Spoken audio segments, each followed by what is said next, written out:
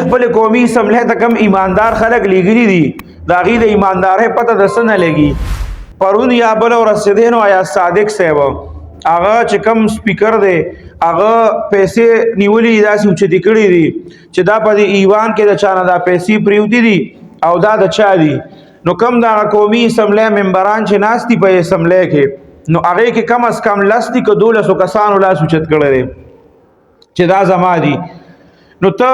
چې دې کیمرې لګېدلې دي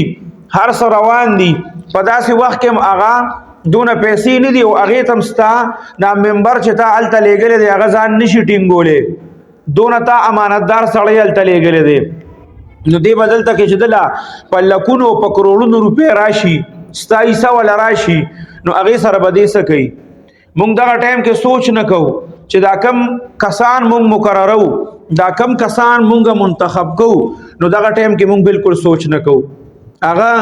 باقاعده پیسې اوچت کړي دي او आवाज لګي نو الته لس دولس کس چې دی اغي لاس اوچت کی نو چې ستا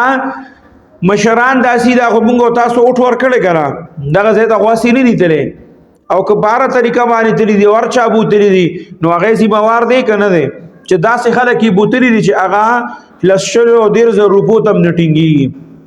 دا هغې لپاره هم 112 کسان لاس اوچتوي چې دا پیسې زما دي نو موږ دې ته چې کوم قسم مراعات ملاوي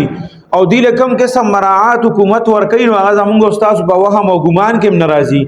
دې ته اوس د دغه پیسو څه ضرورت و دې په دغه ځای کې پکار و کم از کم چې یو سړی د الله نه یریږي د الله یری په زړه کې ني نو کم از کم دومره خو دا